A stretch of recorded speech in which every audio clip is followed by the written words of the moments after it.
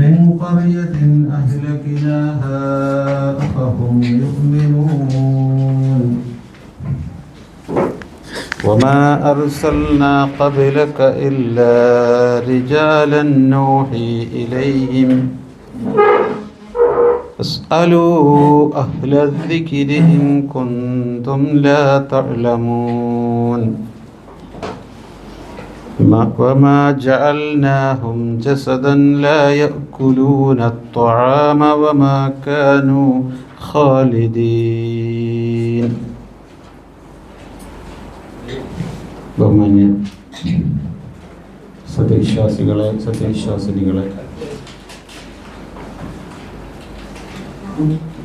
സൂറത്ത് അംബിയയിലെ 3-ാമത്തെ ക്ലാസ്സാണ് ഇത് നമ്മൾ തുടങ്ങുന്നത്.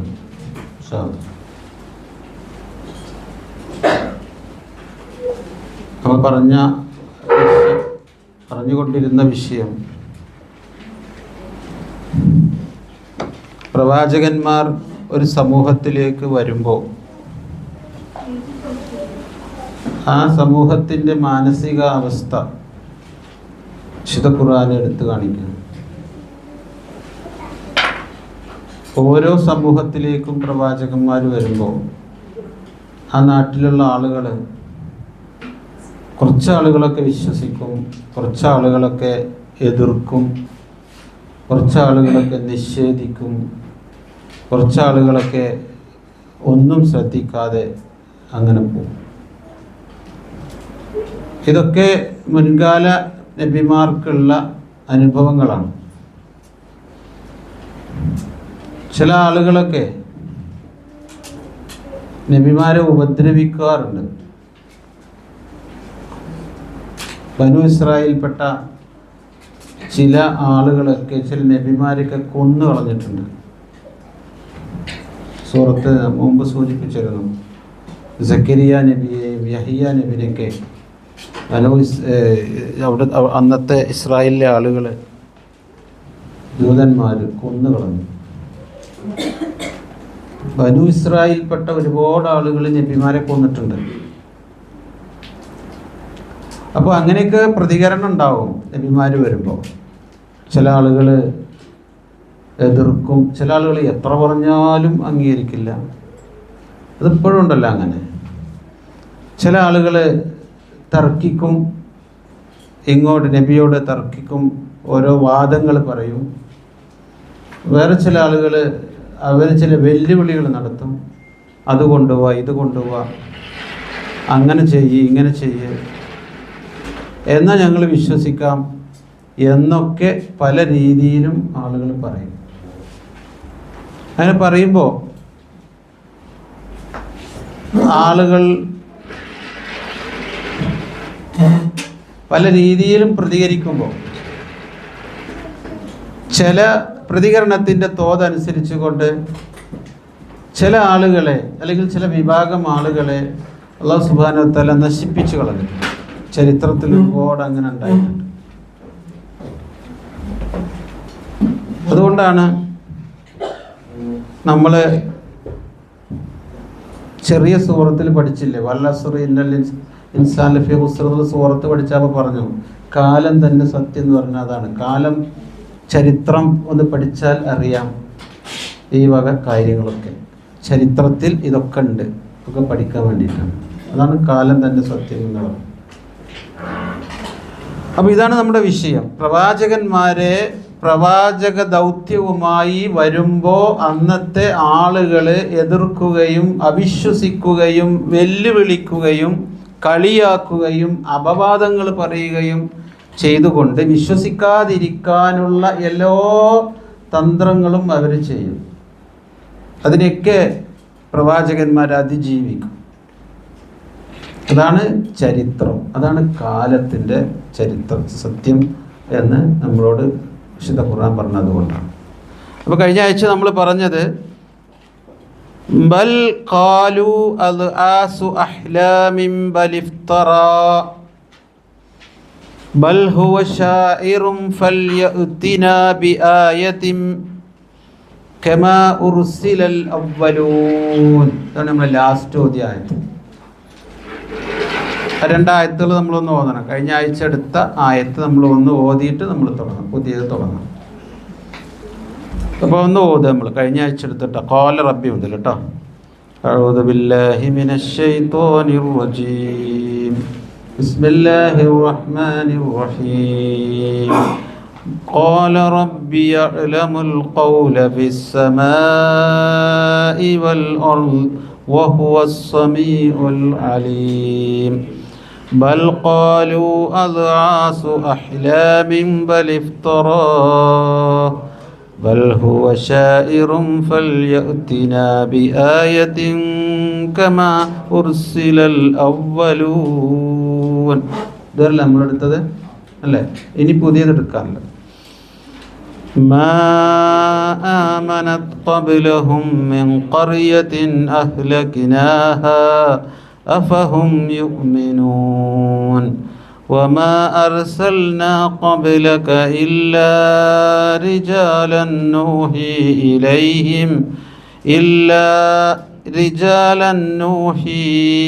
ഇലൈഹിം ഫസ്അലൂ അഹ്ലദ് ദിക്രി ഇൻ കുൻതും ലാ തഅലമൂൻ. കേട്ടില്ല?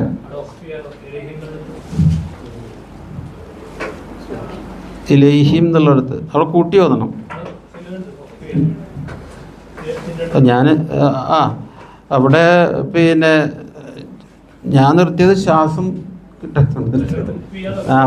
വഖഫിയ. ശരി. അപ്പോൾ പ്രവാചകന്മാരെ കുറിച്ച് 2-3-4 പരാതികൾ, ആരോപണങ്ങൾ പറയുന്നതാണ് കഴിഞ്ഞ ആഴ്ച നമ്മളെടുത്തത്. പേക്കിനാവ് പറയുന്ന ആൾ കവിയാണ്. അതേപോലെ തന്നെ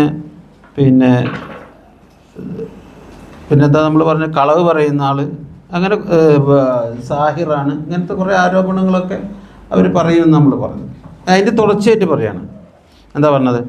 മാ ആമനത് ഖബ്ലഹും മിൻ ഖർയത്തിൻ. എന്നിട്ട് അള്ളാഹു പറയണം മാ ആമനത്ത്, വിശ്വസിച്ചിട്ടില്ല. ആമന പറഞ്ഞ വിശ്വസിച്ചു എന്നാണ്. ആമന വിശ്വസിച്ചു. ആമന വിശ്വസിച്ചു. ആമന എന്നതിൻ്റെ മുമ്പ് മാ വന്നു. നഫീൻ്റെ മാ എന്നാണ് അതിന് പറയുക ഭാഷയിൽ, നിഷേധത്തിൻ്റെ എന്നാണ്. അപ്പോൾ വിശ്വസിച്ചിട്ടില്ല. മാ ആമന അല്ല, വിശ്വസിച്ചിട്ടില്ല. മാ ആമനത്ത് എന്നാണ് അവിടെ പറഞ്ഞത്. അത് സ്ത്രീലിംഗാക്കി പറഞ്ഞതാണ്. എന്താ സ്ത്രീലിംഗാക്കാൻ കാരണം? ആരാണ് വിശ്വസിച്ചിട്ടില്ല എന്ന് പറഞ്ഞത്? ആരാണ് വിശ്വസിച്ചിട്ടില്ല എന്ന് പറഞ്ഞത്? അത് ഒരു വിഭാഗം ആളുകൾ. ഇതിൻ്റെ മുമ്പ് നമ്മൾ പറഞ്ഞല്ലോ, അവർ കളവാക്കുന്ന അല്ലദീന ലലമു, അക്രമികളായ ആളുകൾ എന്നൊക്കെ നമ്മൾ പറഞ്ഞല്ലോ. ആ ആളുകൾ വിശ്വസിച്ചിട്ടില്ല. ഖബ്ലഹും, അവർക്ക് മുമ്പ്, മിൻ ഖർയത്തിൻ, ഒരു നാട്ടിലും ഒരു ഗ്രാമത്തിലും അല്ലെങ്കിൽ ഒരു നാട്ടിലും അവർക്ക് മുമ്പ് വിശ്വസിച്ചിട്ടില്ല. അഹ്ലക്നാഹ, നാം നശിപ്പിച്ച ഗ്രാമത്തിലെ എന്നൂടി പറയാം. മാ ആമനത്ത്, വിശ്വസിച്ചിട്ടില്ല. ആര്? മിൻ ഖർയത്തിൻ അഹ്ലക്നാഹ, നാം നശിപ്പിച്ച ഗ്രാമത്തിലെ ആളുകൾ. ഖബ്ലഹും, അവർക്ക് മുമ്പ് എന്ന് പറഞ്ഞാലേ അവർ പറയണം ഞങ്ങൾ വിശ്വസിക്കണമെങ്കിൽ ഞങ്ങൾക്ക് അത് കാണിച്ചു തരണം, ഇത് കാണിച്ചു തരണം, അങ്ങനെ ചെയ്യണം, ഇങ്ങനെ ചെയ്യണം എന്നൊക്കെ അവർ ആവശ്യപ്പെടുകയാണ്. ഞങ്ങൾ വിശ്വസിക്കണമെങ്കിൽ ഞങ്ങൾക്ക് അത് കാണിച്ചു തരണം, ഇത് കാണിച്ചു തരണം, ഓരോ ആവശ്യം വരുമ്പോൾ അള്ളാഹ് പറയാണ്. ഇതിനു മുമ്പ് എന്ന് പറഞ്ഞാൽ മുൻകാലത്ത്, ഇതിപ്പോൾ നബി സല്ലല്ലാഹു അലൈഹി വസല്ലമയുടെ അനുയായികളോട് പറയുന്നതാണ്. അപ്പോൾ നബിയുടെ മുമ്പ് വന്നിട്ടുള്ള ആളുകൾ, ഓരോ നാട്ടിലെ ആളുകളും നാം നശിപ്പിച്ച ഓരോ ഗ്രാമത്തിലെ ആളുകളും എന്ന് പറഞ്ഞാൽ കുറേ നാട്ടിലെ ആളുകളെ നശിപ്പിച്ചിട്ടുണ്ട് ഇല്ലേ? നശിപ്പിച്ചിട്ടില്ലേ? ഖുർആനിലെ ചരിത്രങ്ങൾ പഠിച്ചിട്ടുണ്ടാവുമല്ലോ. പല നാട്ടിലെയും പല ആളുകളെയും അള്ളാഹു നശിപ്പിച്ചിട്ടുണ്ട്. പെട്ടെന്ന് നമുക്ക് പറയാൻ കഴിയുന്നത് ഏതാ? ആദ് സമൂഹം, പിന്നെ സമൂദ്, പിന്നെ ഒരു നാടിനെ ഒന്നിച്ച് നശിപ്പിച്ചതില്ലേ സദ്ദും പട്ടണം കിട്ടല്ലേ? സദ്ദും പട്ടണം ഏത് നബിയുടെ? ലൂത്ത് നബിയുടെ. രാജ്യത്തെ കീഴ്മേൽ മറിച്ചു അല്ലേ? അതിലുണ്ടായത് കീഴ്മേൽ മറിച്ചു, അതിൻ്റെ അടിഭാഗം മോൾഭാഗമാക്കി മാറ്റി, അപ്പം മറിച്ചിരുന്ന പോലെയാക്കി അല്ലേ? എന്താ അതിൻ്റെ ഇപ്പോൾ അവിടെയുള്ള പ്രത്യേകത എന്താ? അത് അങ്ങനെ എങ്ങനെ അറിയപ്പെടുന്നത്? അവിടെ ഉപ്പിൻ്റെ സാന്ദ്രത കൂടുതലാണ്. അതുകൊണ്ട് തന്നെ അവിടുത്തെ വെള്ളത്തിൽ, കടൽ വെള്ളത്തിൽ, കടൽ വെള്ളം ചാവുകൾ ഡെൽസിയിൽ സാന്ദ്രത കൂടിയുണ്ട്. എന്താണ് സംഭവിക്കുന്നത്? വെള്ളത്തിൽ പൊങ്ങി കിടക്കും, താഴാൻ കഴിയില്ല. അപ്പം ആ ഒരു പ്രദേശത്തെ ഒന്നിച്ച് മാറ്റിമറിച്ചു. അതൊരു നശിപ്പിക്കലാണ്, അതൊരു നശിപ്പിക്കലാണ്. ഇനി ഉണ്ടായിട്ടുണ്ടല്ലോ നൂഹ് നബിയുടെ കാലത്ത്, നോഹ പ്രവാചകൻ്റെ കാലത്ത് വെള്ളപ്പൊക്കം ഉണ്ടായി അല്ലേ? ഇല്ലേ? വെള്ളപ്പൊക്കം ഉണ്ടായിട്ട് ആ സമൂഹത്തെ അള്ളാഹു നശിപ്പിച്ചു. പിന്നെ അങ്ങനെ കുറേ നശിപ്പിച്ചിട്ടുണ്ട്. കുറച്ചൊക്കെ ഖുർആനിൽ വന്നിട്ടുണ്ട്, കുറച്ചൊക്കെ വന്നിട്ടുണ്ട്, മുഴുവൊന്നുമില്ല. ചിലതൊക്കെ ചില സൂചനകൾ മാത്രമേ ഉണ്ടാവും. അതേപോലെ തന്നെ ഫിറൗനിൻ്റെ അല്ലേ, മൂസാ നബിയുടെ കാലത്ത് ഫിറൗനിനെ, പട്ടാളത്തെയും സൈന്യത്തെയും എന്ത് ചെയ്തു? ചെങ്കടലിൽ മുക്കിക്കൊന്നു. ഇങ്ങനെയൊക്കെ നശിപ്പിച്ച ചരിത്രം ഖുർആനിലുണ്ട്. എന്നിട്ട് അള്ളാഹ് പറഞ്ഞ എന്താണ്? അവരൊന്നും വിശ്വസിച്ചിട്ടില്ല. നിങ്ങളത് വേണം ഇത് വേണം എന്നൊക്കെ പറയുന്നുണ്ടല്ലോ, നിങ്ങൾക്ക് കാണിച്ചു തന്നാലും നിങ്ങൾ വിശ്വസിക്കൂല എന്നാണ് പറഞ്ഞത്. കാരണം അവരൊന്നും വിശ്വസിച്ചിട്ടില്ല. അവർക്ക് പല അത്ഭുതങ്ങളും കാണിച്ചു കൊടുത്തിട്ടുണ്ട് ഇല്ലേ? പല അത്ഭുതങ്ങൾ കാണിച്ചിട്ടില്ലേ? ഓരോ നബിമാർക്കും ഓരോ അത്ഭുതങ്ങൾ കാണിച്ചിട്ടുണ്ട് മുജ്സത്തായിട്ട്. മൂസാ നബിക്ക് എന്തൊക്കെ മുജ്സത്തുകൾ കാണിച്ചു കൊടുത്തിട്ടുണ്ട്, ഒരുപാട് അത്ഭുതങ്ങൾ കാണിച്ചു വിട്ടിട്ടുണ്ട്. പക്ഷെ എന്നാലും അവർ വിശ്വസിക്കൂല എന്ന് പറഞ്ഞത്. അത് മനുഷ്യൻ്റെ ഒരു നേച്ചറാണത്, വിശ്വസിക്കൂല. അത് ഇന്നും അങ്ങനെ തന്നെയാണല്ലോ ദൈവവിശ്വാസം. നമ്മൾ എന്തൊക്കെ തെളിവുകൾ നിരത്തിയാൽ ഇന്നിപ്പോൾ ശരിക്കും അത്ഭുതങ്ങൾ കാണിച്ചിട്ട് വിശ്വസിക്കാൻ പറയുന്നില്ലല്ലോ. അതായത് നബിമാർക്കുള്ള മൊഴിസത്തുകളോ അത്ഭുതങ്ങളോ കാണിച്ചുകൊണ്ടല്ല ഇന്ന് നമ്മൾ വിശ്വസിക്കാൻ പറയുന്നത്. മറിച്ച് ഇന്ന് ആ മതത്തിൻ്റെ അതിൻ്റെ പല തത്വങ്ങളും പല സംഹിതകളൊക്കെ പറഞ്ഞുകൊണ്ട് വിശ്വസിക്കാം എന്ന് പറഞ്ഞാലും ആളുകൾ വിശ്വസിക്കൊന്നുമില്ല. വിശ്വസിക്കാത്ത ആളുകൾ ഇഷ്ടം പോലെ ഉണ്ട്. അപ്പോൾ അത് ചോദിക്കുകയാണ്. എന്താ ചോദിക്കുന്നത്? മാ ആമനത്ത് ഖബ്ലഹു, മുമ്പുള്ളവരും വിശ്വസിച്ചിട്ടില്ല. മുമ്പുള്ള ആളുകൾ, ഈ പറയപ്പെട്ട സമൂഹത്തിലെ ആളുകളാരും വിശ്വസിച്ചിട്ടില്ല. മാ ആമനത്ത് ഖബ്ലഹു, അവർക്ക് മുമ്പുള്ള ആരും വിശ്വസിച്ചില്ല. മിൻ ഖറിയത്തിൻ, ഒരു ഗ്രാമത്തിലെയും ഒരു നാട്ടിലെയും ആരും വിശ്വസിച്ചിട്ടില്ല. അഹ്ലക്നാഹ, അവരെ നാം നശിപ്പിച്ച ഗ്രാമത്തിലെ, അഹ്ലക എന്ന് പറഞ്ഞാൽ നശിപ്പിച്ചു എന്നാണ് കേട്ടോ. അഹ്ലക നശിപ്പിച്ചു, അഹ്ലക്കിന എന്ന് പറഞ്ഞാൽ നാം നശിപ്പിച്ചു. നാം നശിപ്പിച്ച ഇതിന് മുമ്പ് ഒരു ഗ്രാമത്തിൽ ആരും വിശ്വസിച്ചിട്ടില്ല. എന്നിട്ട് അഫഹും യുമിനൂൻ, അഫഹും യുമിനൂൻ എന്നിരിക്കെ അവരുണ്ട് വിശ്വസിക്കുന്നു. അഫഹും, അങ്ങനെ ഇരിക്കെ അവർ യുമിനൂൻ വിശ്വസിക്കുകയോ. മനസ്സിലായില്ലേ? ഞാൻ പറഞ്ഞ മനസ്സിലായില്ലേ? ആയത്ത് മനസ്സിലായില്ലേ? മുമ്പ് ആരും വിശ്വസിച്ചിട്ടില്ല. നശിപ്പിച്ച സമൂഹത്തിലെ ആളുകളൊക്കെ അവർക്ക് ദൃഷ്ടാന്തങ്ങൾ, ഒരു സുപ്രഭാതത്തിൽ നശിപ്പിച്ചതല്ല. അവരെ ഒരു തെളിവും കാണിക്കാതെ, ഒരു മുഅ്ജിസത്തും കാണിക്കാതെ, ഒരു മുന്നറിയിപ്പും ഇല്ലാതെ ഒരു സമൂഹത്തെയും നശിപ്പിച്ചിട്ടില്ല. കൃത്യമായ മുന്നറിയിപ്പും ധാരണയും ഇഷ്ടംപോലെ കൊടുത്തിട്ടുണ്ട്, ഒരുപാട് കൊടുത്തിട്ടുണ്ട്. എന്നിട്ടാണ് നശിപ്പിച്ചത്. അത് മനസ്സിലാക്കിയ സമൂഹം, അല്ലെങ്കിൽ അത് ചരിത്രം പഠിച്ച അറിഞ്ഞ സമൂഹത്തോട് അള്ളാഹ് ചോദിക്കാണ്, അവരൊന്നും വിശ്വസിച്ചിട്ടില്ല അങ്ങനെയൊക്കെ ഉണ്ടായിട്ട് പിന്നെയാണോ അഫഹും യുമിനൂൻ ഇവർ വിശ്വസിക്കുന്നത് എന്ന് പറഞ്ഞാൽ, നബിയെ നിങ്ങൾ വിഷമിക്കണ്ട, ഇവർക്ക് എന്ത് തെളിവ് കാണിച്ചു കൊടുത്താലും ഇവർ വിശ്വസിക്കൂല. അതങ്ങനെ ഒരു വിഭാഗം ഉണ്ടാവും.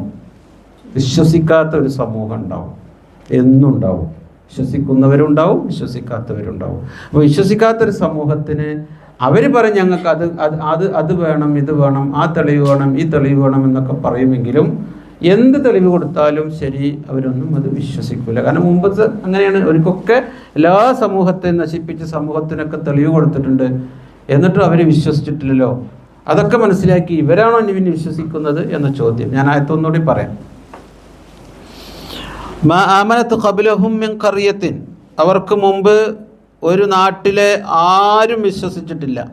മാ ആമനത്ത് വിശ്വസിച്ചിട്ടില്ല, ഖബ്ലഹും അവർക്ക് മുമ്പുള്ള, മിൻ ഖറിയത്തിൻ ഒരു നാട്ടിലെ ഒരു ഗ്രാമത്തിലെ, ഖറിയത്ത് പറഞ്ഞ ഗ്രാമമാണ്, അഹ്ലക്നാഹ നാം നശിപ്പിച്ച ഗ്രാമം. എന്നിട്ട് അഫഹും എന്നിട്ടാണോ അവർ, അതാണ് ആയത്തിൻ്റെ അർത്ഥം. അഫഹും എന്നിട്ടാണോ അവർ യുമിനൂൻ വിശ്വസിക്കുന്നത്, എന്നിട്ടാണോ അവർ വിശ്വസിക്കുന്നത്? വിശ്വസിക്കൂല എന്നർത്ഥം. അതാണ് ആയത്തിൻ്റെ അർത്ഥം. അപ്പോൾ പ്രവാചകന്മാരുടെ ദൗത്യത്തിൻ്റെ ചില സ്വഭാവങ്ങൾ വിശുദ്ധ ഖുർആനിൽ ഇടയ്ക്കിടയ്ക്ക് ഇങ്ങനെ പറയുന്നതിൻ്റെ ഒരു ഭാഗമാണത്. ശരി. വമാ അർസൽനാ ഖബ്ലക ഇല്ലാ റിജാലൻ നൂഹി ഇലൈഹിം ഫസ്അലു അഹ്ലൽ ദിക്രി ഇൻ കുന്തും ലാ തഅലമൂൻ. അപ്പോൾ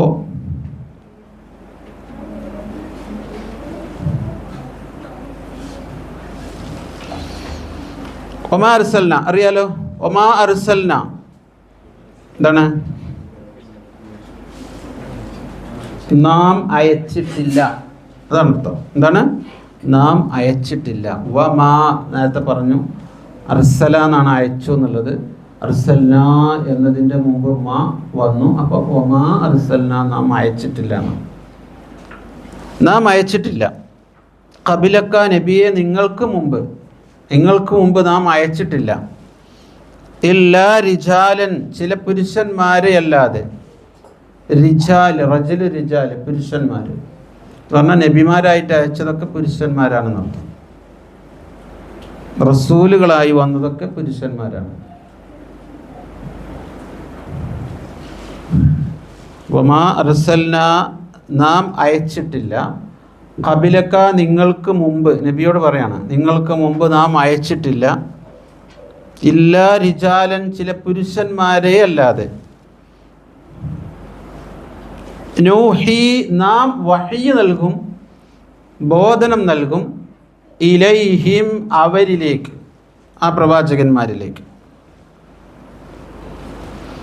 എന്ന് പറഞ്ഞാൽ മുഹമ്മദ് നബി സല്ലല്ലാഹു അലൈഹി വസല്ലമക്ക് മുമ്പുള്ള എല്ലാ സമൂഹത്തിലേക്കും പ്രവാചകന്മാരെ അയച്ചിട്ടുണ്ട്. ആ പ്രവാചകന്മാർ മുഴുവനും പുരുഷന്മാരാകുന്നു, ആണുങ്ങളാകുന്നു.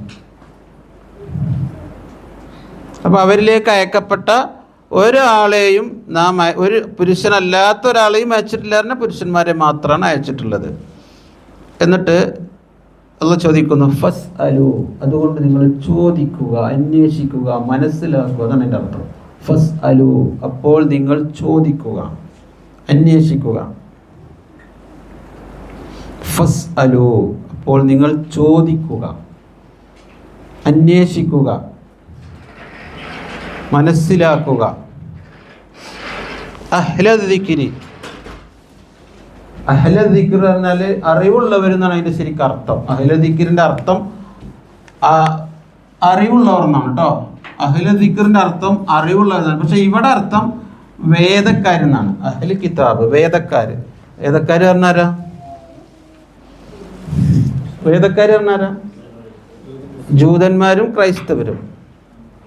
ഇതിലാണ് വേദക്കാർ കൊണ്ട് ഇവിടെ ഖുർആൻ ഉദ്ദേശിച്ചത്. അപ്പോൾ ഇവിടെ വിവരമുള്ള ആളുകൾ, അറിവുള്ള ആളുകൾ എന്ന് പറഞ്ഞത് ഇവിടെ വേദക്കാരാണ്. എന്ന് പറഞ്ഞാൽ മുമ്പ് കഴിഞ്ഞു പോയ വേദം നൽകപ്പെട്ട മൂസാ നബിയുടെയും ഈസാ നബിയുടെയും ഒക്കെ അനുയായികളായ ആളുകളോട് നിങ്ങൾ ചോദിച്ചു നോക്കും. പറഞ്ഞാൽ അവരിലെ ആളുകളൊക്കെ അന്ന് ജീവിച്ചിരിപ്പുണ്ട്, അവരുടെ ഗ്രന്ഥങ്ങളുണ്ട്. അതൊക്കെ ഒന്ന് അന്വേഷിച്ച് നോക്ക്, പഠിച്ചു നോക്ക്, നിങ്ങൾക്ക് കിട്ടും.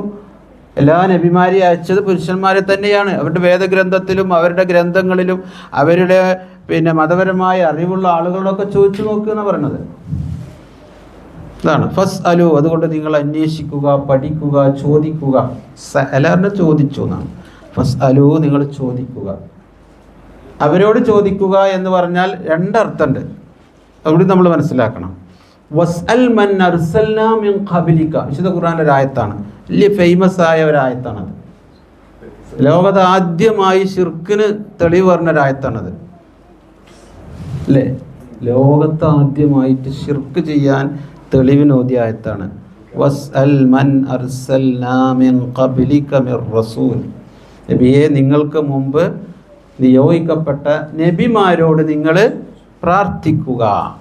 സഹലാറിനെ പ്രാർത്ഥിക്കുക എന്ന് അർത്ഥമൊക്കെ ഉണ്ട്, ഡിക്ഷണറിയിൽ അർത്ഥമൊക്കെ ഉണ്ട്. സഹലാറിനെ ചോദിച്ചു, പ്രാർത്ഥിച്ചു എന്നൊക്കെ ഭാഷയിൽ അർത്ഥമുണ്ട്. അപ്പോൾ നബിയെ, നിങ്ങൾക്ക് മുമ്പുള്ള നബിമാരോട് പ്രാർത്ഥിക്കുക എന്നർത്ഥം വന്നാൽ എന്തായിരിക്കും സ്ഥിതി? ആകെ വിശുദ്ധ ഖുർആൻ വന്നത് തന്നെ എന്തിനാ? പ്രാർത്ഥന അള്ളാഹുവിലേക്ക് മാത്രമേ പാടുള്ളൂ എന്ന് പഠിപ്പിക്കാൻ വേണ്ടിയിട്ടാണ്. വേറെ ഒരാളോടും പ്രാർത്ഥിക്കാൻ പാടില്ല.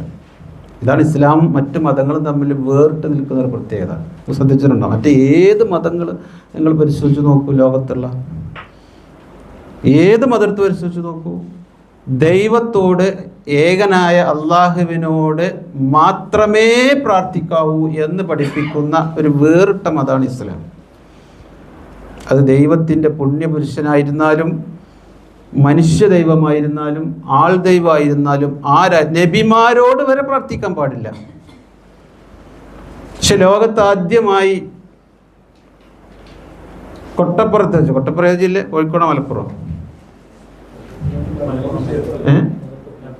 മലപ്പുറം ജില്ലയിലെ കൊട്ടപ്പുറത്ത് വെച്ച് അല്ലാഹു അല്ലാത്ത ആളുകളോട് പ്രാർത്ഥിക്കാൻ ഖുർആനിൽ വല്ല ആയത്തുമുണ്ടോ എന്ന ചോദ്യത്തിന് അല്ലാഹു അല്ലാത്ത മുൻകഴിഞ്ഞു പോയ ഏതെങ്കിലും നബിമാരോട് നബി സല്ലല്ലാഹു അലൈഹി വസല്ലമയോ അല്ലെങ്കിൽ ആരെങ്കിലും പ്രാർത്ഥിച്ചതായി വല്ല തെളിവുമുണ്ടോ, ഖുർആനിൽ വല്ല ആയത്തുണ്ടോ എന്ന ചോദ്യം.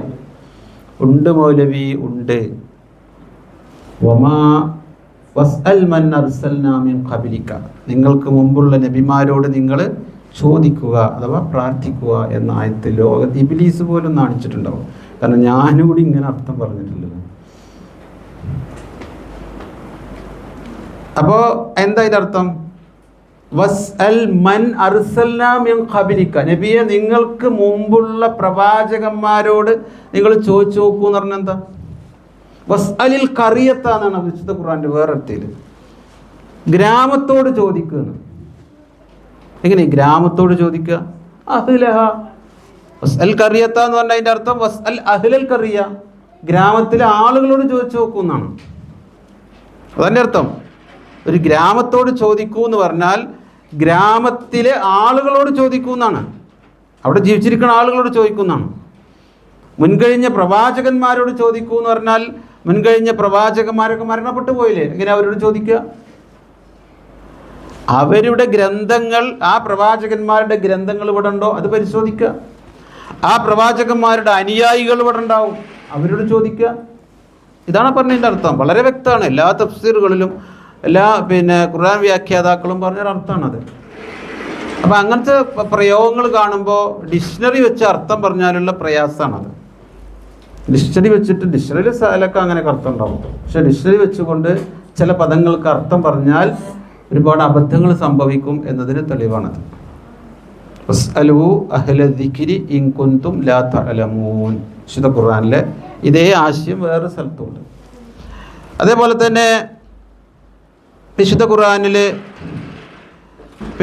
ഇതുമായി ഒരുപാട് ആയത്തുകൾ വന്നിട്ടുണ്ട്. അവിടെയൊക്കെ വിവരമുള്ള വസ്സലു അഹ്ല ദിക്രി, വിവരമുള്ള ആളുകളോട് ചോദിക്കൂ, അറിവുള്ളവരോട് ചോദിക്കൂ എന്നൊക്കെയാണ്. പക്ഷെ ഇവിടെ ജൂത ക്രൈസ്തവരെയാണ് ഉദ്ദേശിക്കുന്നത്, വേദക്കാരെന്ന് പറഞ്ഞാൽ തഫ്സീറുകൾ രേഖപ്പെടുത്തിയിട്ടുണ്ട്. അത് പ്രത്യേകം ശ്രദ്ധിക്കാം. അപ്പോൾ വമാ അർസൽനാ ഖബ്ലക ഇല്ലാ റിജാലൻ നൂഹി ഇലൈഹിം ഫസ്അലു അഹ്ല ദിക്രി. വമാ അർസൽനാ, നാം അയച്ചിട്ടില്ല നബിയെ, ഖബ്ലക നിങ്ങൾക്ക് മുമ്പ്, ഇല്ലാ റിജാലൻ പുരുഷന്മാരെ അല്ലാതെ. അപ്പോൾ ഒരിക്കലും അള്ളാഹു പ്രവാചകന്മാരായി സ്ത്രീകളെ നിയോഗിച്ചിട്ടില്ല, പുരുഷന്മാരെ മാത്രം.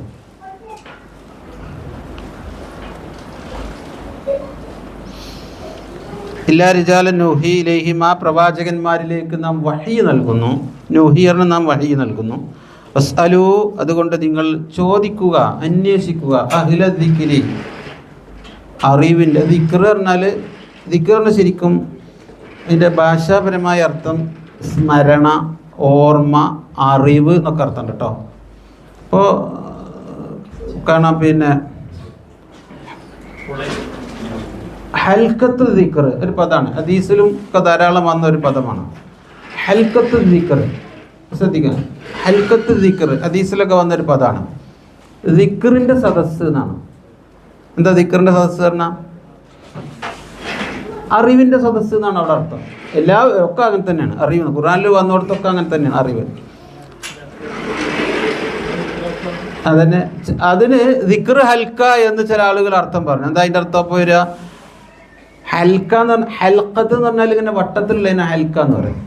അപ്പോൾ വട്ടത്തിലിരുന്നു കൊണ്ട് ദിക്ർ ചെല്ലുന്നതിനാണ് ദിക്ർ ഹൽക്ക എന്ന് പറയുന്നത്. അപ്പോൾ ഒരുപാട് ഹദീസുകളുണ്ട് അറിവിൻ്റെ സദസ്സിൽ പങ്കെടുക്കുന്നതിൻ്റെ മഹത്വവും അതിൻ്റെ പ്രത്യേകതകളൊക്കെ പറയുന്ന ഒരുപാട് ഹദീസുകളുണ്ട്.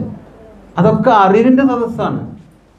വിശുദ്ധ ഖുർആനിൽ അപ്പോൾ വസ്അലു അഹ്ല ദിക്രി ഇൻ കുന്തും, ഇവിടെ അല്ല വേറെ വന്നിട്ടുണ്ട്, വസ്അലു അഹ്ല ദിക്രി ഇൻ കുന്തും ലാ തഅലമൂൻ എന്നുണ്ട്. എന്ന് പറഞ്ഞാൽ വിശുദ്ധ ഖുർആനിൽ നിങ്ങൾ പിന്നെ നിങ്ങൾക്ക് അറിയാത്ത കാര്യങ്ങൾ നിങ്ങൾ ദിക്റിൻ്റെ ഹൽക്കയിൽ പോയി ചോദിക്കണം എന്നല്ല. അല്ല, അങ്ങനെ ആരും അർത്ഥം പറഞ്ഞിട്ടില്ല. അറിവുള്ളവരോട് ചോദിക്കണം ഇൻകുന്തുല്ലാത്ത ആളുകൾ. അപ്പോൾ അറിയാത്ത ആളുകൾ അറിവുള്ളവരോട് ചോദിക്കുക, അതാ പറഞ്ഞതിൻ്റെ അർത്ഥം.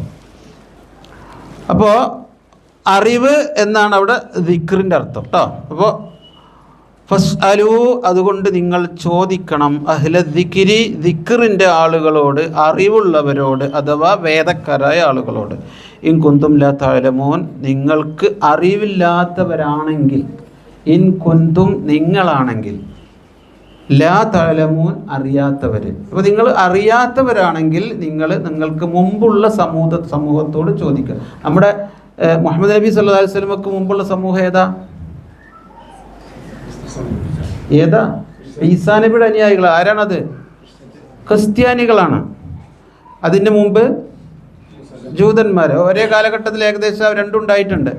ജൂതന്മാർ, മൂസാ നബിയുടെ, അതിന് മുമ്പുള്ള ബനു ഇസ്രായേൽ എന്നൊക്കെ പറയുന്ന ആളുകളുണ്ടല്ലോ, ഇസ്രായേൽ സന്തതികൾ എന്നൊക്കെ പറയുന്ന.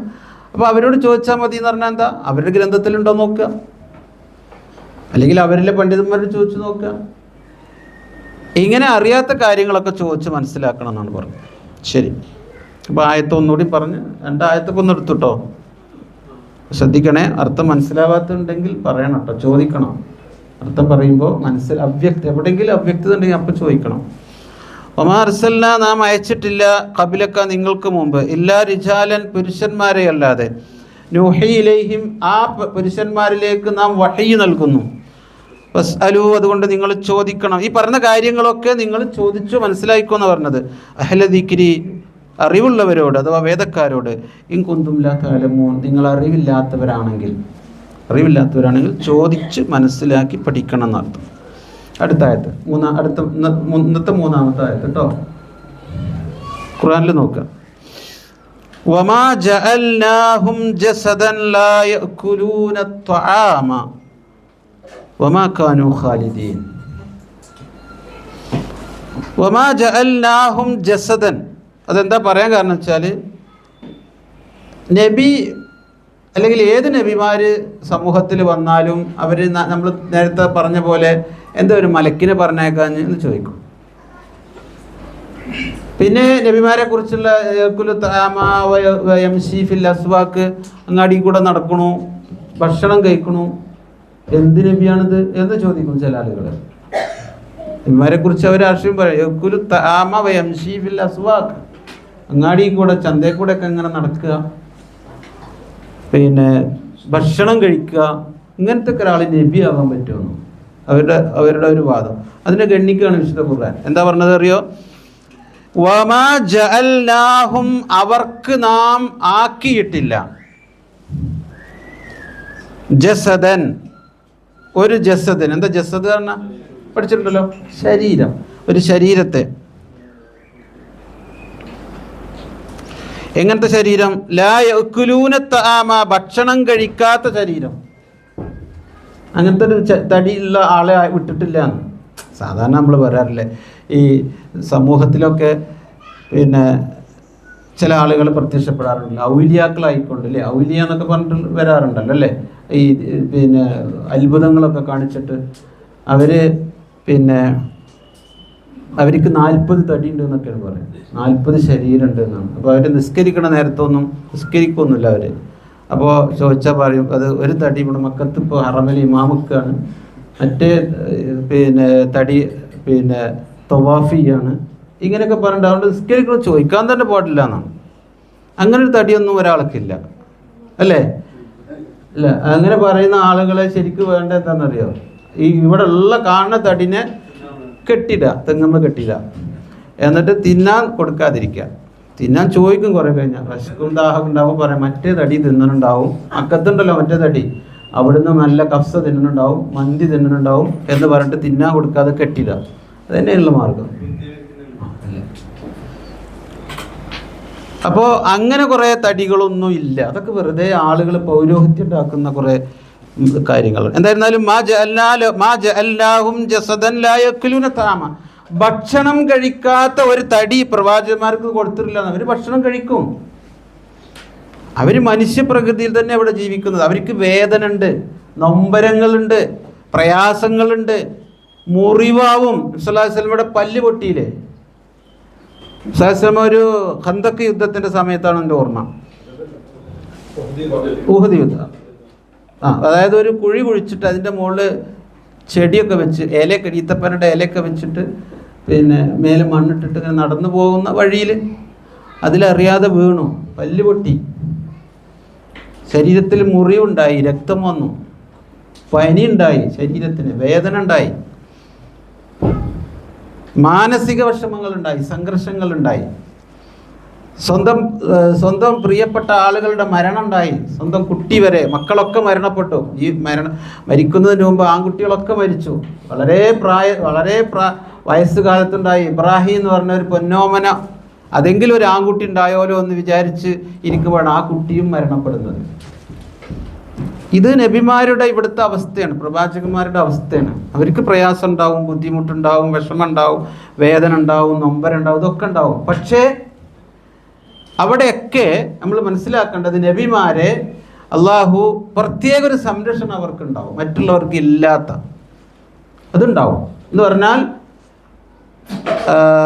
മറ്റുള്ള ആളുകളിൽ നിന്ന് സംരക്ഷിക്കുവാനും അതേപോലെ തന്നെ മറ്റുള്ള ആളുകൾക്ക് മാതൃകയാകാനും ചില വെല്ലുവിളിയുടെ സമയത്ത് അല്ലെങ്കിൽ ചില വെല്ലുവിളികൾ നടത്തുമ്പോൾ സത്യം ഇന്നതാണ് എന്ന് ബോധ്യപ്പെടുത്താനും വേണ്ടി ചില പ്രത്യേകമായ കഴിവുകളൊക്കെ കൊടുക്കും. അതാണ് മുഅ്ജിസത്തുകളൊക്കെ.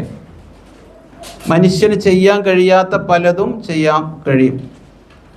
അത് ആ നബിമാർ ഉദ്ദേശിക്കുമ്പോൾ ചെയ്യാനും കഴിയില്ല, സ്വന്തമായിട്ട് അതിങ്ങനെ ചെയ്യാൻ കഴിയില്ല. അപ്പോൾ നമുക്കറിയാലോ, നബി സല്ലല്ലാഹു അലൈഹി വസല്ലമ ഒരിക്കൽ വിശന്ന സന്ദർഭത്തിൽ ഒരു ഗ്ലാസ് പാല് കൊണ്ടുവരാൻ പറഞ്ഞത് ഒരു പാത്രത്തിൽ ഒഴിച്ചു. ഒരു ഗ്ലാസ് പാല് ഒരു വലിയ പാത്രത്തിൽ. അങ്ങനെ കുറേ ആളുകൾ അന്ന് അത് കുടിച്ചു. ഒരു ഗ്ലാസ് പാലേ ഒഴിച്ചിട്ടുള്ളൂ. പക്ഷെ എന്തോ അത്ഭുതം സംഭവിച്ചു, കുറേ ആളുകൾ അത് കുടിച്ചു. അതൊരു മുഴുസത്തായിരുന്നു, മാനസിക നബിയുടെ കൈ കൊണ്ടുള്ളൊരു മുഴുസത്താണ്. അതേ നബി പട്ടിണി കിടന്നിട്ടില്ലേ? ഉണ്ട്. രാത്രി ഉറക്കം വരാതെ ഇറങ്ങി നടന്നിട്ടുണ്ട്, പട്ടിണി കൊണ്ട്, വിശപ്പ് കൊണ്ട്. എന്നാൽ എന്തേ അന്ന് പാല് വർദ്ധിപ്പിച്ച കൊടുത്ത ഈ നബിക്ക് അപ്പോൾ അത് ഉണ്ടായില്ല? അത് അവർ പ്രവാചകന്മാർ ഉദ്ദേശിക്കുമ്പോഴല്ല മുഅ്ജിസത്തുകൾ ഉണ്ടാവുക, അത് അള്ളാഹ് ഉദ്ദേശിക്കുമ്പോഴേ ഉണ്ടാവൂ. അതാണ് മുഅ്ജിസത്തിൻ്റെ പ്രത്യേകത. അപ്പോൾ ഈ നബിമാരെ കുറിച്ച് അവർ ഭക്ഷണം കഴിക്കാത്ത ഒരു തടി അവർക്ക് കൊടുത്തിട്ടില്ല എന്ന് അള്ളാഹ് പറഞ്ഞു. ഭക്ഷണം കഴിക്കവർ ഒമാ കാനു ഖാലിദീൻ. രണ്ടാമത്തെ പോയിന്റ്, ഒമാ കാനു ഖാലിദീൻ, അവരാരും ശാശ്വതരല്ല. ഒരൊറ്റ നബിയും ശാശ്വതമല്ല. എന്താ പറഞ്ഞതിൻ്റെ അർത്ഥം? മരണം സംഭവിക്കാത്ത ഒരു നബിയുമില്ല. എല്ലാ നബിയും മരിച്ചിട്ടുണ്ട്. അപ്പോൾ ഈസാ നബി മരണപ്പെട്ടു എന്ന് മുസ്ലിങ്ങൾക്ക് വിശ്വസിക്കാൻ കഴിയില്ല. കാരണം അദ്ദേഹത്തെ ബൽ റഫഉഇലൈ, ആകാശത്തേക്ക് ഉയർത്തിയെന്നാണ്. അദ്ദേഹം മരണപ്പെട്ടിട്ടില്ല, അദ്ദേഹം വീണ്ടും ഇവിടെ വരും, ഈസാ നബി. എന്നിട്ട് ഇവിടെ ഭരണം നടത്തും, അതിനുശേഷം മരണപ്പെടും. അങ്ങനെയാണ് പിന്നെ വിശുദ്ധ ഖുർആൻ്റെ വിശ്വാസം. അപ്പോൾ എല്ലാ നബിമാരും മരിക്കും. ഒരു പദ്യം ഞാൻ കഴിഞ്ഞ നമ്മുടെ വെള്ളിയാഴ്ച ക്ലാസ്സിൽ ഞാൻ ഫസ്റ്റിൽ ചൊല്ലിയ ഒരു അറബി പദ്യം ഉണ്ടായിരുന്നു. ലൗകാനത്തി ദുനിയാ തദൂമൂലി വാഹിദിൻ ലകാന റസൂലുള്ളാഹി ഫീഹാ മുഖല്ലദ. ഈ ലോകം ആരെക്കൊണ്ടെങ്കിലും ശാശ്വതമാണെങ്കിൽ, ആരെങ്കിലും ഒരാൾ ഈ ലോകത്ത് ശാശ്വതമായി ജീവിക്കും എന്നുണ്ടെങ്കിൽ ലകാന റസൂലുള്ളാഹ്, അള്ളാഹുവിൻ്റെ പ്രവാചകൻ ഇവിടെ ശാശ്വതമായി ജീവിക്കുമായിരുന്നു. അല്ല, ശാശ്വതമായി ജീവിച്ചിട്ടില്ല. അതുകൊണ്ട് ഏത് നബിയായിരുന്നാലും ഭക്ഷണം കഴിക്കുന്ന തടി അവർക്കുണ്ട് എന്ന് പറഞ്ഞാൽ അവർ ഭക്ഷണം കഴിക്കും, അങ്ങാടി കൂടെ നടക്കും, ജനങ്ങളുമായി ഇടപഴകും. വമാ കാനു ഖാലിദീൻ, അവരാരും ശാശ്വതരല്ല, മനുഷ്യരാണ്. മനുഷ്യൻ്റെ എല്ലാ വികാര വിചാരങ്ങളും അവർക്കുണ്ടാവും. ജനിക്കും, മരിക്കും. ജനിക്കും, ജനിച്ചവരാണ്, മരിക്കുന്നവരാണ്. അതുകൊണ്ട് അവരെ ദൈവമല്ല എന്ന് പറയുന്നത്. ജനിക്കുന്ന ആൾ ദൈവമാകാൻ പറ്റില്ല, മരിക്കുന്ന ആൾ ദൈവമാകാൻ പറ്റില്ല. മനസ്സിലായില്ലേ? നമ്മൾ സൂറത്ത് ഇഖ്ലാസിൽ പഠിച്ചില്ല, ഖുൽ ഹുവല്ലാഹു അഹദ് അല്ലാഹു സമദ് ലം യലിദ് വലം യൂലദ്. ജനിപ്പിക്കുന്നവനോ ജനിച്ചവനോ ആകാൻ പാടില്ല എന്ന് പറഞ്ഞാൽ ആരുടെയോ പിതാവോ ആരുടെയോ സന്താനോ അല്ല ദൈവം എന്നുള്ളത്. കാരണം അതൊക്കെ മനുഷ്യനുണ്ടാകുന്ന ന്യൂനതകളോ അല്ലെങ്കിൽ മറ്റെന്തെങ്കിലും പ്രത്യേകതകളോ, അത് മനുഷ്യനെ സൃഷ്ടിച്ച ദൈവത്തിനുണ്ടാവാൻ പാടില്ല. അതിൽ നിന്നെല്ലാം വ്യത്യസ്തമാണ്. അപ്പോൾ അതുകൊണ്ട് വമാ കാനു ഖാലിദീൻ. അപ്പോൾ ഈ ആയത്തിൽ പറയുന്നത് മനുഷ്യരായ പ്രവാചകന്മാരെ അള്ളാഹ് അയക്കുമ്പോൾ ഭക്ഷിക്കുന്ന ഒരു ശരീരത്തോട് കൂടിയിട്ട് തന്നെയാണ് വരിക. അല്ല, ഭക്ഷണം കഴിക്കാത്ത ഒരു ശരീരം അവർക്കുണ്ടാവൂല. വമാ കാനു ഖാലിദീൻ, അവരാരും ശാശ്വതരല്ല, എന്നും ഇവിടെ ജീവിക്കുന്നവരല്ല, അവരും മരണപ്പെട്ടു പോകുന്നവരാണ്. വിശുദ്ധ ഖുർആനിലെ സൂറത്തുർ റഅദ് 38-ാമത്തെ വചനം. സൂറത്തുർ റഅദ് 38-ാമത്തെ വചനം. വലഖദ് അർസൽനാ റുസുലൻ മിൻ ഖബ്ലിക വജഅൽനാ ലഹും അസ്വാജൻ വദുർരിയ്യതൻ വമാ കാന ലിറസൂലി അൻ യഅതി ബിആയ ഇല്ലാ ബിഇദ്നില്ലാഹ്. വിശുദ്ധ ഖുർആനിലെ സൂറത്തുർ റഅദ് 38-ാമത്തെ വചനം. എന്താ പറഞ്ഞത്? വലഖദ് അർസൽനാ, നാം അയച്ചു, തീർച്ചയായും നാം അയച്ചു, റുസുലൻ പ്രവാചകന്മാരെ, മിൻ ഖബ്ലിക, ഇതിനു മുമ്പ്, വജഅൽനാ ലഹും, അവർക്ക് നാം ഉണ്ടാക്കി, അസ്വാജൻ വദുർരിയ്യ, മക്കളും ഭാര്യമാരും. എല്ലാ നബിമാർക്കും മക്കളും ഭാര്യമാരും ഉണ്ട്. പക്ഷെ മക്കളും ഭാര്യയൊന്നും ഇല്ലാത്തൊരു നബിയുണ്ട്. അതായിരുന്നറിയാം, ഈസാ നബി. ഈസാ നബി കല്യാണം കഴിച്ചിട്ടില്ല. ഈസാ നബിക്ക് വേറെയും കുറേ പ്രത്യേകതകളുണ്ട്. അദ്ദേഹത്തിൻ്റെ ജനനം തന്നെ അത്ഭുതമാണ്, അറിയാലോ. അപ്പോൾ അദ്ദേഹത്തിൻ്റെ കുറേ പ്രത്യേകത ഉണ്ട്. എല്ലാ നബിമാരും മരിച്ചു, പക്ഷേ ഈസാ നബി മരിച്ചിട്ടില്ല. എല്ലാ നബിമാരും കല്യാണം കഴിച്ചു, ഈസാ നബി കല്യാണം കഴിച്ചിട്ടില്ല. അപ്പോൾ ഒരുപാട് പ്രത്യേകതകളുള്ള ഒരു പ്രവാചകനാണ് ഈസാ നബി അലൈഹി സ്വലാം. അപ്പോൾ അസ്വാജൻ വദുർരിയ്യ, അദ്ദേഹത്തിന് ഒരുപാട് പ്രവാചകന്മാർക്ക് ഭാര്യമാരും കുട്ടികളൊക്കെ ഉണ്ടാവും. വമാ കാന ലിറസൂലി അൻ യഅതി ബിആയ ഇല്ലാ ബിഇദ്നില്ലാഹ്, അള്ളാഹുവിൻ്റെ സമ്മതമില്ലാതെ ഒരു പ്രവാചകനും ഒരായത്തും ഒരു ദൃഷ്ടാന്തം കൊണ്ടുവരാനും കഴിയില്ല. ഒരു നബി സ്വന്തമായാണ് വിചാരിക്കണം എനിക്കിപ്പോൾ ഇന്ന അത്ഭുതം കാണിക്കണം, നടക്കൂല. അങ്ങനെ ഉണ്ടായിട്ടില്ല, അങ്ങനെ ചെയ്യൂല. അള്ളാഹുവിൻ്റെ അനുമതി, അള്ളാഹുവിൻ്റെ ആ സമയം, അത് ആ അനുമതി ഉണ്ടെങ്കിൽ മാത്രമേ അത് ചെയ്യാവൂ. മൂസാ നബി അലൈഹിസ്സലാം, അദ്ദേഹത്തിന് പഠിച്ചാണല്ലോ, വടി ഉണ്ടായിരുന്നല്ലോ കയ്യിൽ. മോശ പ്രവാചകന് ഒരു വടി ഉണ്ടായിരുന്നു. ആ വടി കൊണ്ട് അദ്ദേഹത്തിൻ്റെ മുഴുസത്തുണ്ടായിരുന്നു. അത് നിലത്തിട്ടാൽ പാമ്പാവും, അല്ലേ? നിലത്തിട്ടാൽ പാമ്പാവും. ഫിറൗൻ്റെ കൊട്ടാരത്തിലെ ആളുകളുമായി സംവദിച്ച് ഫിറൗൻ്റെ ആളുകളും പിന്നെ മൂസാ നബിയും തമ്മിൽ ഒരു മത്സരം നടക്കുകയാണ്. ഒരു മായാജാല പ്രകടനം, ഒരു മജീഷ്യൻ മത്സരം നടക്കുകയാണ്. എന്താ സംഭവിച്ചത്? ആദ്യം ഫിറോൻ കൊണ്ടുവന്ന അന്ന് ഇന്ത്യയിൽ നിന്ന് വരെ മജീഷ്യന്മാർ പോയിരുന്നതാണ്. ഇന്ത്യയിൽ നിന്ന് വരെ പോയിട്ടുള്ളതാണ്. ലോകത്തുള്ള എല്ലാ മജീഷ്യന്മാരും വിളിച്ചത്. ഫിറോൻ്റെ ആളുകൾ അവരവരുടെ മാജിക് പ്രകടനം നടത്തുകയാണ്. അവരവരുടെ വടിയിട്ടു, പാമ്പായി. അവരവരുടെ വടിയിട്ടു, പാമ്പായി. ഇത് കണ്ടപ്പോൾ എന്താ സംഭവിച്ചത്? മൂസാ നബി പേടിച്ചു. എന്താ കാരണം? എന്താ കാരണം? ഈ പണി തന്നെ എനിക്കും അറിയുള്ളൂ. ഞാനിപ്പോൾ ചെയ്യാൻ പോണ പണി എന്താണ്? എൻ്റെ വടി ഇട്ടാൽ പാമ്പാവും. ഈ പണി അഡ്വാൻസ് ആയിട്ട് ആര് ചെയ്തു? ഫിറൗൻ്റെ ആളുകൾ ചെയ്തു. ഇനിയിപ്പോൾ എന്താ ചെയ്യുക? ഇനിയിപ്പോൾ എങ്ങനെ ഞാൻ നബിയാന്ന് തെളിയിക്കുക? എൻ്റെ വടി ഇട്ടാൽ പാമ്പാകും. ഇതിനു മുമ്പ് അങ്ങനെ ഉണ്ടായിട്ടുണ്ട്. ഒന്ന് ടെസ്റ്റ് ചെയ്ത് നോക്കിയിട്ടുണ്ട്. വടി നിലത്തിടാൻ പറഞ്ഞു, പാമ്പായി. അത് എടുക്കാൻ പറഞ്ഞു, വടിയായി. ഇത് ലോകത്തുള്ള എല്ലാ മജീഷ്യന്മാരെയും വിളിച്ചു വരുത്തി ഒരു വലിയ ജനസമുദ്രത്തിൻ്റെ മുമ്പിൽ വെച്ച് നടന്ന മത്സരമാണ്. അതിലാണ് തോറ്റാ കഴിഞ്ഞു കാര്യം. മൂസാ നബി പേടിച്ചു. അള്ളാഹ് പറഞ്ഞു, ലാ തഖഫ്, പേടിക്കണ്ട മൂസ.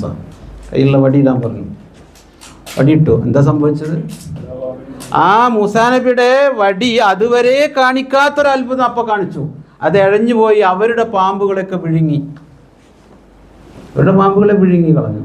അത് ആർക്കറിയില്ല? മൂസാ നബിക്ക് അറിയില്ല. അതേ പറഞ്ഞു, ഈ മുഅ്ജിസത്ത് ഒരു നബി വിചാരിക്കുമ്പോൾ ഉണ്ടാകണമല്ല. അങ്ങനെ കുറച്ചു കാലം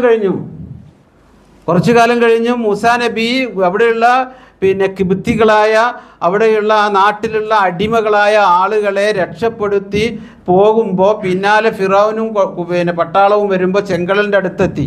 മുന്നിൽ സമുദ്രം, പിന്നിൽ സൈന്യം. ചെങ്കടലിൻ്റെ മുമ്പിൽ സമുദ്രം, പിന്നിൽ ഫിറൗനിൻ്റെ പട്ടാളം. പിടിക്കപ്പെടും. ഇന്നാ ലമുദ്റകൂൻ. ആളുകൾ പറഞ്ഞു, മൂസ പിടിക്കപ്പെട്ടത് തന്നെ. അപ്പോൾ മൂസാ നബി പറഞ്ഞു, നിങ്ങൾ പേടിക്കണ്ട, എൻ്റെ ഒരു വടി ഉണ്ട് എന്ന് പറഞ്ഞു. നിങ്ങൾ എന്തിനാ പേടിക്കണേ? എൻ്റെ ഒരു വടിയുള്ളത് പറഞ്ഞില്ല. ആ വടി കൊണ്ട് എന്താ ചെയ്യുന്നറിയില്ല. മൂസാ നബിക്ക് അറിയില്ല.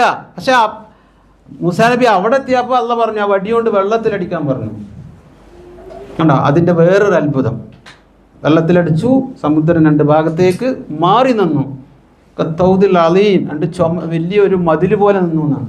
അതിൻ്റെ ഉള്ളിലൂടെ പോയി രക്ഷപ്പെടുത്തി. ഞാൻ പറഞ്ഞു വന്നത്, ഒരൊറ്റ പ്രവാചകന്മാർക്കും അള്ളാഹു കൊടുക്കുന്ന മുഅ്ജിസത്തുകളെ അവരുടെ ഇഷ്ടമനുസരിച്ച് അവർക്ക് തോന്നുമ്പോൾ ചെയ്യുന്നതല്ല. മുഅ്ജിസത്ത് എന്ന് പറഞ്ഞാൽ അത് അള്ളാഹുവിൻ്റെ ഇഷ്ടമനുസരിച്ച് അള്ളാഹ് ചെയ്യുന്ന കാര്യങ്ങളാണ്. കൊടുത്ത കഴിവല്ല എന്നർത്ഥം. നമ്മൾ സാധാരണ നബിമാർക്ക് അള്ളാഹ് കൊടുത്ത കഴിവാണ്. ആ കഴിവെന്നാണ് അത് എന്തിനാ ഈ കൊടുത്ത കഴിവെന്ന് പറഞ്ഞാൽ എന്തിനാ വെച്ചാൽ ചോദിക്കാൻ വേണ്ടിയിട്ടാണ്. കഴിവ് കൊടുത്തിട്ട് തന്നെയല്ലല്ലോ പിന്നെ ഇങ്ങനെ ചോദിക്കണം. അത് വേറൊരു വിഷയമാണ്. ശരി. അപ്പോൾ സൂറത്ത് റഅദിൽ 38 അങ്ങനെ പറഞ്ഞിട്ടുണ്ട്. അതായത് എല്ലാ നബിമാർക്കും കുടുംബവും കുട്ടികളും ഭക്ഷണവും തീറ്റയും കൂടിയൊക്കെ ഉണ്ട് എന്നുള്ള ആ ആശയമാണ് അവിടെ കൊടുത്തിട്ടുള്ളത്. ഇനി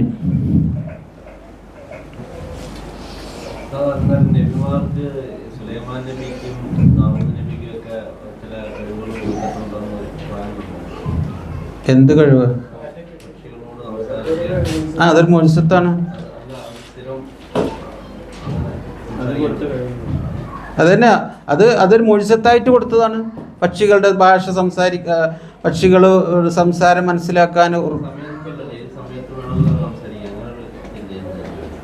അതെ, അതിപ്പോ ഒരു നബി വിചാരിക്കുന്ന സമയത്ത് അത് കിട്ടിക്കൊള്ളുന്നൊന്നുമില്ല. ആ സമയത്ത് അവർ അള്ളാഹു കൊടുക്കുന്നതാണ്. ഇപ്പോൾ ഉറുമ്പുകളുടെ സംസാരം സുലൈമാൻ നബിക്ക് അറിയാമായിരുന്നു. പക്ഷികളുടെ സംസാരം അറിയാമായിരുന്നു.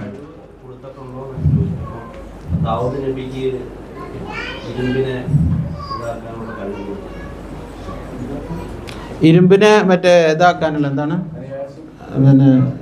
എന്തായാലും മലയാളത്തിൽ പറയാം, ചൂടാക്കിയിട്ട് ഇതാക്കുമല്ലോ, എന്താ അതന്നെ, അത് ഉരുക്കാനുള്ള കഴിവ് അല്ലേ? അതൊക്കെ ഒരു മുഅ്ജിസത്തുകളാണ്.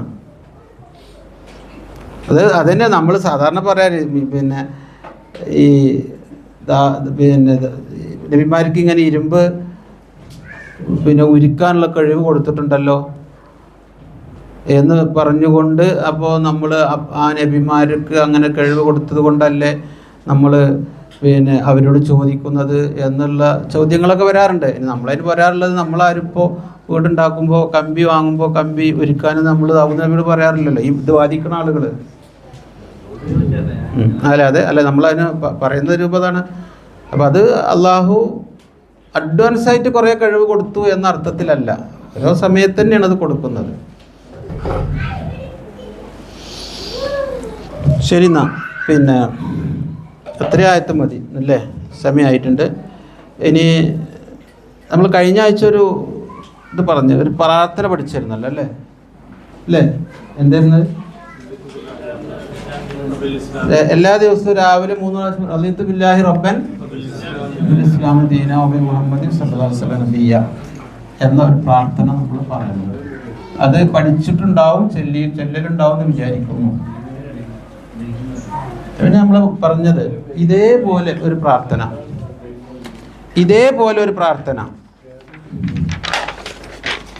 ബാങ്കിന് ശേഷമുള്ള പ്രാർത്ഥന അറിയില്ല, നമുക്കൊക്കെ അറിയില്ലേ? എന്താണ്? اللهم رب هذه الدعوة التامة والصلاة القائمة آت محمدا الوسيلة والفضيلة وابعثه مقاما محمودا الذي وعدته. എന്താ പ്രാർത്ഥന ഇല്ലയുള്ള മെച്ചം? ആ ഇപ്പൊ ചെല്ലിയ പ്രാർത്ഥന ഇല്ലയുള്ള മെച്ചം എന്താ? നബിയുടെ ശുപാർശ കിട്ടുന്നതാണ്, പ്രവാചകന്റെ ശുപാർശ കിട്ടുന്നതാണ്. ലോകത്ത് കുറേ ശുപാർശകളുണ്ട് കേട്ടോ. ശുപാർശ പിന്നെ മഹത്തായ ശുപാർശ ഉണ്ട്. അതിനുശേഷം പിന്നെ മറ്റു പല ശുപാർശകളുണ്ട്. അത് കിട്ടും എന്നുള്ളതാണ്. പക്ഷേ ചില ആളുകൾ ഈ ശുപാർശ അപ്പം തന്നെ ചോദിക്കാറുണ്ട്.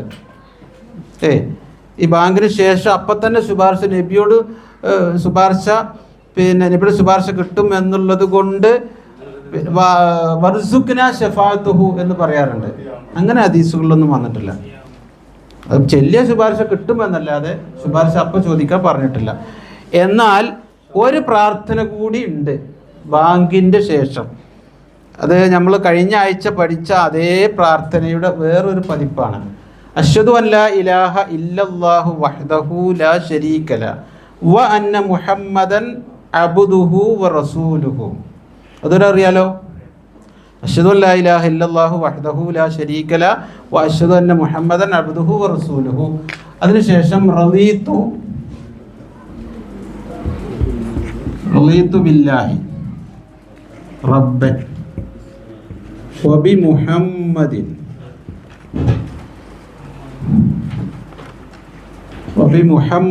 റസൂല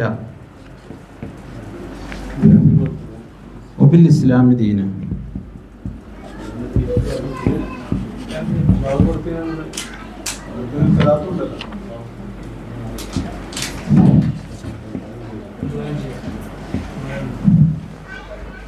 ഇതും കൂടി ബാങ്കിന് ശേഷം പറയാറുണ്ട് കേട്ടോ.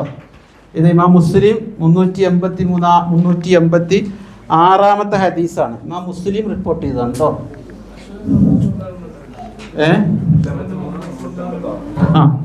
എന്താ പറഞ്ഞേ?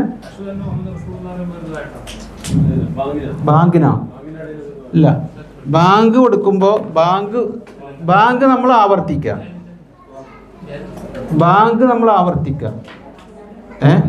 പിന്നെ ബാങ്ക് കൊടുക്കുമ്പോൾ ചില ആളുകൾ ഇങ്ങനെ കയ്യിൽ ഊതിയിട്ട് കണ്ണിലൊക്കെ തടവണ കാണാം.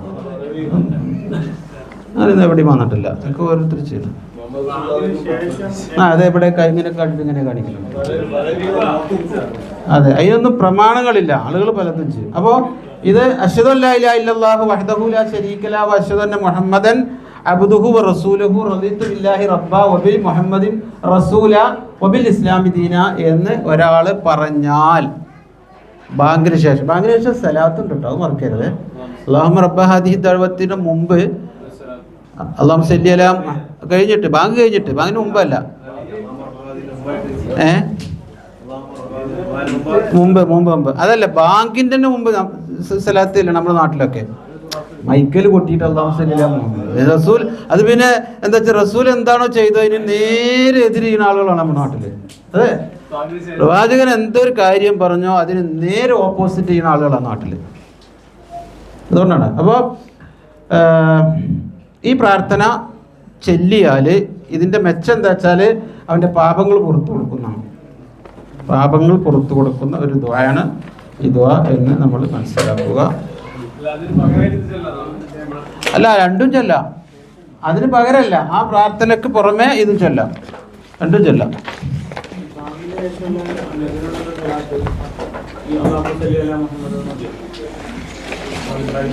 മുഴുവൻ ചെല്ലണ്ട. അല്ലാഹുമ്മ സല്ലി അലാ മുഹമ്മദി വഅലാ ആലി മുഹമ്മദ്, അല്ലാഹുമ്മ സല്ലി വസല്ലിം അലാ നബിയിനാ മുഹമ്മദ് തുടങ്ങി പ്രാർത്ഥനകളൊക്കെ ചെല്ലാം.